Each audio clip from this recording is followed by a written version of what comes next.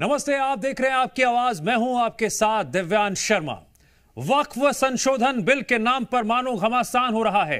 एक तरफ इस बिल की खिलाफत करने के लिए मुस्लिम संगठन और सियासतदान लामबंद नजर आ रहे हैं, दूसरी तरफ खुद एक मौलाना ने वक्फ बोर्ड की क्या पोल खोल दी है। यह सवाल इसलिए क्योंकि मध्य प्रदेश हज कमेटी के अध्यक्ष रफत वारसी का दावा है वक्फ बोर्ड के पास पाकिस्तान के क्षेत्रफल से ज्यादा जमीन है, जिसके बाद तमाम सवाल वक्फ बोर्ड की संपत्ति को लेकर खड़े हो रहे हैं। क्या वक्फ की संपत्ति से आम मुसलमानों को फायदा मिल रहा है?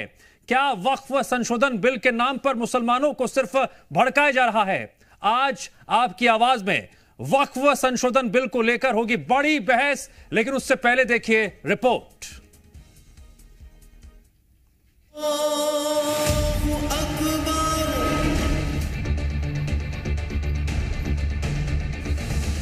भगोड़े जाकिर नाइक जैसे तमाम कट्टरपंथी भारत के मुसलमानों को वक्फ बिल के खिलाफ भड़का रहे हैं। उनसे ये कह रहे हैं कि अगर वक्फ बिल लागू हो गया तो सरकार मुसलमानों से उनकी मस्जिदें और कब्रिस्तान छीन लेगी। लेकिन इन मौलाना की साजिश का भंडाफोड़ होने लगा है। खुद मुस्लिम धर्मगुरु ही इनके खेल का पर्दाफाश कर रहे हैं। मध्य प्रदेश हज कमेटी के अध्यक्ष रफत वारसी वक्फ संशोधन बिल पर इनके भड़काऊ बयान और जहरीले बोल की पोल पट्टी खोल दी। जिन लोगों ने ये अपनी ज़मीनातें वक्फ की, दान की, वो एक मकसद के तहत वक्फ और दान की। वो चाहते थे कि इस दान की हुई ज़मीन से इनका कोई सहारा नहीं है, वो वक्फ बोर्ड उनका सहारा बने। वक्फ बोर्ड की पूरी ज़मीनातों को मिला लिया जाए तो मुझे लगता है कि भारत में एक पाकिस्तान हो जाएगा।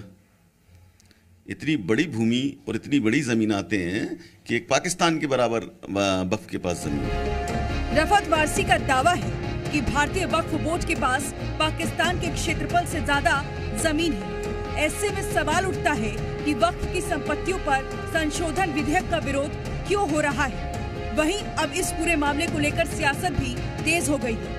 जहां कांग्रेस ने भी वक्फ में सुधार की गुंजाइश से इनकार नहीं किया, लेकिन पाकिस्तान से तुलना पर भड़क गई। वहीं बीजेपी इस बयान के समर्थन में खड़ी है। जो भारत में पाकिस्तान बनाने की बात कर रहा है, अब बताइए ऐसे पृथकवादी लोग और जो भारत की तुलना पाकिस्तान से करने लगे हैं, उनको बनाने का क्या औचित्य है?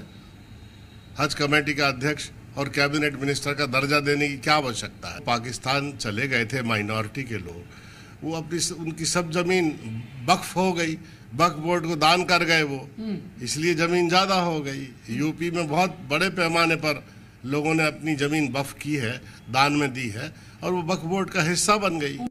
जो लोग संविधान बचाओ की बड़ी बड़ी बातें करते हैं, संविधान करते हैं, वो लोग इस प्रकार से असीमित ताकतों वाले वक्फ को क्यों समर्थन दे रहे हैं? वक्फ चाहे तो अभी के जो कानून है उसमें ऐसे प्रावधान है कि कोई भी जमीन को अपनी घोषित कर दे और वो जमीन उसकी हो जाएगी। इसीलिए तो 9 लाख एकड़ से ज्यादा आज की तारीख में वक्फ के पास है। 30 से सबसे ज्यादा जमीन की संपत्ति वक्फ के पास है, पर इनकम कितनी है? मात्र 200 करोड़। इसका मतलब लैंड ग्रैबिंग चल रहा है, परंतु गरीबों को, यतीमों को, बेवाओं को इसका कोई फायदा नहीं मिल रहा। आज देश में 30 वक्फ बोर्ड है और अगर वक्फ संशोधन बिल संसद में पास हो गया तो वक्फ बोर्ड की शक्तियां या कह लीजिए मनमानी पर अंकुश लगाना तय है। इसके लिए तमाम मुस्लिम संगठन लामबंद हो रहे हैं। मुस्लिम संगठनों ने एक खास QR कोड बनाया है, जिसकी मदद से सीधे उस पेज पर लाया जा सकता है जहां इस बिल के खिलाफ अपनी राय दर्ज की जा सकेगी। वहीं हिंदू संगठनों ने इस QR कोड के खिलाफ सोशल मीडिया से लेकर सड़कों तक एक QR कोड शेयर करना शुरू कर दिया है।